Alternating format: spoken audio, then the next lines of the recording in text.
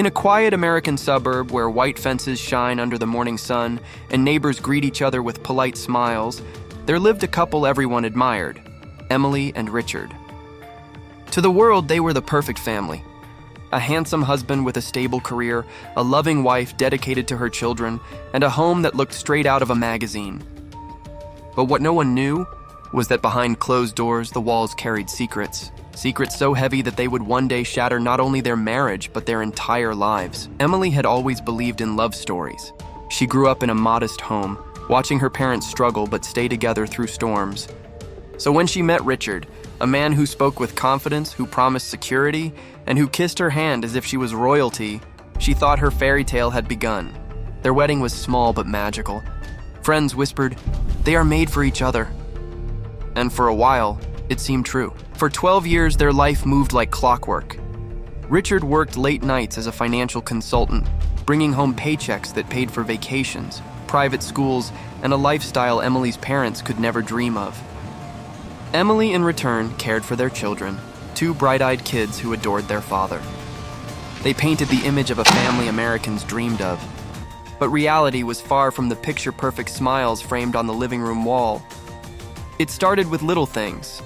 Missed calls, business trips that extended for just one more night, perfume on his shirt that wasn't hers.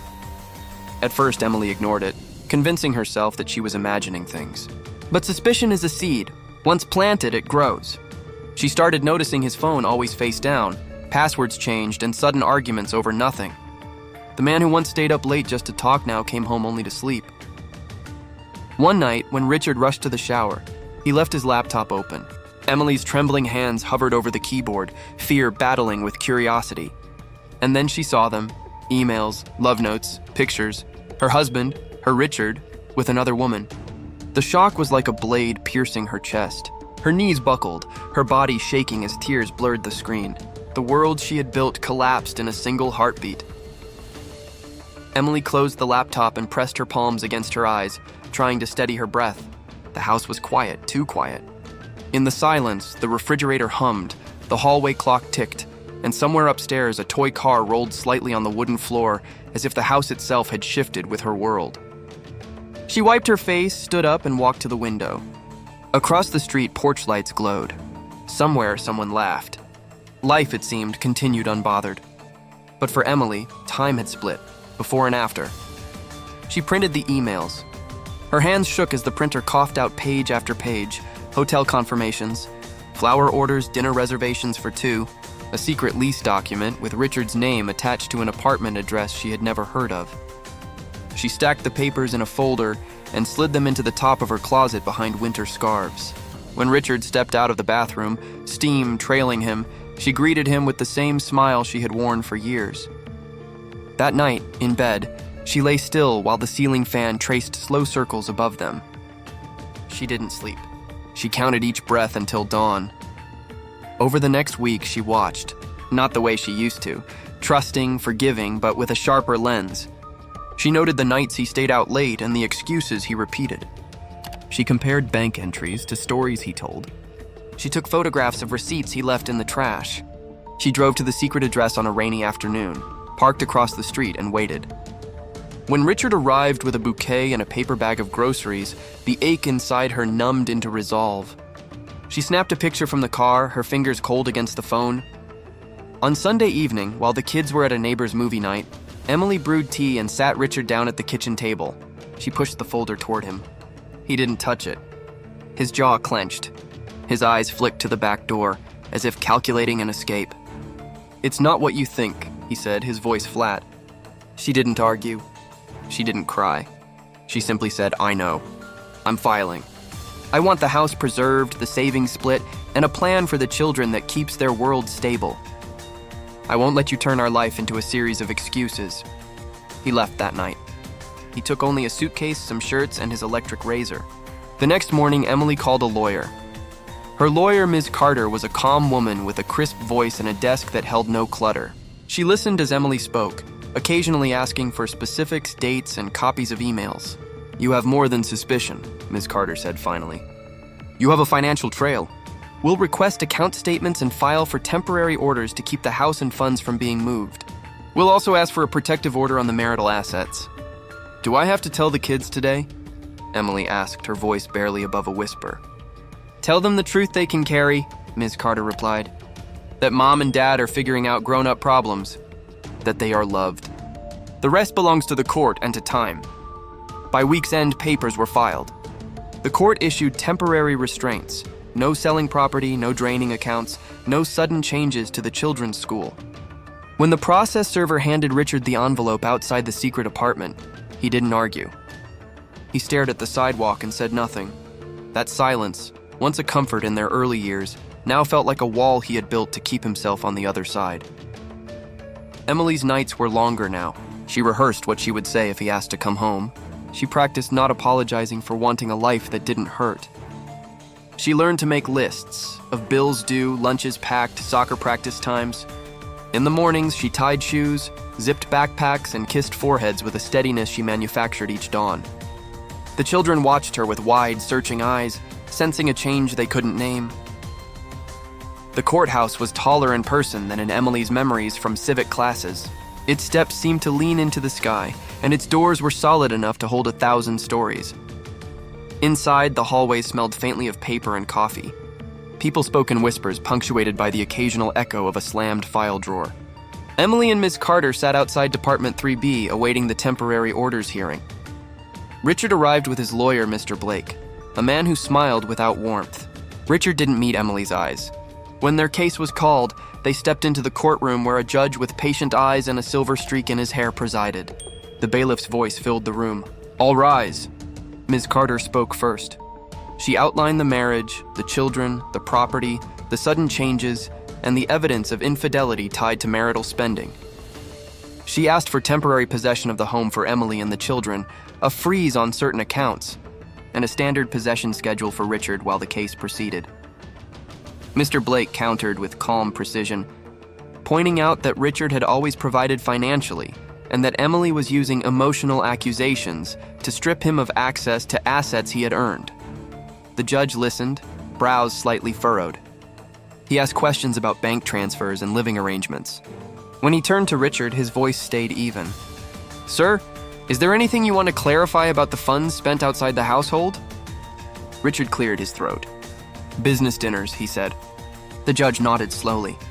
Business dinners with flower deliveries and weekend apartment leases? The courtroom fell still. Richard said nothing. The judge granted temporary exclusive use of the house to Emily and the children.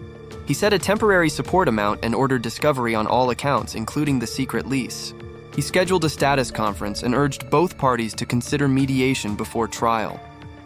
The gavel didn't slam. Instead, the judge simply said, "These are families. Treat each other accordingly." Discovery is a gentle word for a process that often feels like excavation. Ms. Carter filed requests for production, bank statements, credit card records, emails, and leases. They subpoenaed the apartment complex manager. The paper trail widened into a map. The more Emily saw, the quieter she became. Shock gives way to understanding, and understanding to a clean, hard resolve. One document stood out, a wire transfer and a contract labeled business consulting retainer for the woman in the photos. It wasn't simply an affair. It was entangled with money, with agreements, with an attempt to shape the narrative into something respectable looking. Ms. Carter circled dates with a red pen. We'll need her testimony, she said. Not to humiliate her, but to establish financial dissipation, marital funds spent for non-marital purposes. Mediation came and went like a storm that refused to rain. Offers were placed on the table, then taken back. Richard's side proposed selling the house and splitting the equity. Emily refused. The children needed stability. If the numbers were fair and funds had not been siphoned, perhaps a trade could be possible. But the math kept changing. Every ledger revealed a new subtraction. On the morning scheduled for depositions, Emily wore a navy blouse and tied her hair back. She reminded herself to breathe slowly, to speak only what she knew, not what she feared. The conference room was all glass and chrome, the kind of place that made voices bounce and pens sound louder than they should. A court reporter sat ready, fingers above the keys. Richard sat across the table, his tie too tight, his eyes somewhere far behind her shoulder. Mr. Blake began. Mrs. Hale, did you ever deny Mr. Hale access to the children prior to this case? No, Emily replied. Did you ever threaten to take the children out of state? No. Did you ever hire a private investigator to follow Mr. Hale? No, I didn't need to. She kept her gaze on the surface of the table, where a faint scratch in the laminate formed a tiny crescent moon. When Ms. Carter questioned Richard, the air shifted. Mr. Hale, this is a statement from the apartment manager confirming your lease beginning 6 months before separation. Is that correct? Richard said yes. This is a florist receipt for bi-weekly deliveries billed to your joint account. Is that correct? Yes. This is an invoice for a weekend trip. 2 tickets. Charged to the company card but reimbursed from the joint account. Is that correct? He paused. Yes. The court reporter's keys moved like rain on a roof. The record was being built line by line. At home, life settled into a rhythm that felt almost normal until it didn't. There were mornings when the little one forgot where his soccer cleats were and cried because Dad used to help him tie the laces. There were evenings when the older child stared a long time at her homework and asked, "Are we going to be okay?" Emily never lied. "Yes," she said. "It will be different, but we will be okay." Richard called on his days and brought them back on time. He bought them new backpacks and overcompensated with gifts he could wrap, as if love came with store receipts. The children said thank you and held the bags carefully. When they went to bed, they whispered questions about whether the house would stay. Emily told them the truth they could hold. This is home. You're safe here. As the trial date neared, the case file grew into a thick binder. Tabs for accounts. Tabs for timelines, tabs for photographs, tabs for everything that used to be a life shared and was now evidence. Ms. Carter outlined the plan for Emily. A short, clear description of the marriage, the discovery, the spending, and the needs of the children. We don't punish infidelity, Ms. Carter said, but we account for its cost. We show what was taken from the marital estate and ask the court to repair, as best it can, what was broken on paper. Richard's side disclosed a witness list that included a colleague who would testify about long hours and high-pressure clients as if stress could explain the apartment lease. They also listed the woman from the photographs. Her testimony would matter not because of scandal, but because of numbers, dates, payments, transfers. Courtrooms have their own weather. That morning, the air felt clear and sharp, like the sky after a storm. The judge took the bench. "We are here on Hale versus Hale," he said, voice steady. "Counsel, your appearances are noted. We will proceed with opening statements." Ms. Carter stood. No theatrics. No raised voice. "Your Honor, this is a story about trust, how it was spent down like a bank account, and how the family's money followed it out the door. We will show that marital funds paid for an apartment, for gifts, for trips unrelated to the household. We will ask for a fair division that restores what can be restored and secures stability for the children." Mr. Blake rose, hands clasped. "We acknowledge mistakes," he began, "but we reject the picture of a reckless man." Richard worked tirelessly. He funded a life of comfort. The division should reflect contributions, not moral judgments. The judge nodded. "Understood. Call your first witness." Emily took the stand. She swore to tell the truth, her voice steady. Miss Carter guided her through the early years, the wedding, the births, the home. Then the late nights, the changed passwords, the discovery. Emily didn't linger on pain. She pointed to dates and amounts. She described the morning the children asked if Dad was moving back and how she told them change can be frightening and still survivable. The courtroom was quiet enough to hear the old building settle against its beams. Mr. Blake approached the podium. "Mrs. Hale, you don't work outside the home, correct?" "Correct." "And isn't it true that the funds used for the alleged expenses were earned by Mr. Hale?" "They were earned during the marriage," Emily answered. "By law, they belong to both of us." He tried to push. Was Emily controlling? Did she check his phone? Did she contribute financially? Emily repeated what was true. She managed the home, the schedules, the homework, the meals. She kept a ledger of bills. She made a life where 2 children felt safe. The judge watched, occasionally glancing at the exhibits. When Mr. Blake asked whether Emily intended to keep the house as a prize, the judge raised a hand. "Counselor, rephrase." When the woman from the photographs took the stand, the room shifted again. She was young, composed, her eyes fixed on the wooden rail before her. She answered questions with short sentences, neither defensive nor apologetic, just factual. She met Richard at a conference. He said he was separated. He paid the apartment lease. He wired funds to her under a contract that had no deliverables attached. The numbers matched the bank statements already in evidence. Ms. Carter did not ask about love. She asked about transactions, and the witness, perhaps relieved to stick to math, answered each one. By the time she stepped down, the case had a skeleton that no one could deny. There was a marriage. There was a secret life. Money moved from one to the other. The rest, the emotions, the why, mattered to the people, not the law. The law that day concerned itself with ledgers and with children who needed bedtime to feel like bedtime again. Emily couldn't sleep. She stood at the kitchen sink with a glass of water, looking out into the dark yard.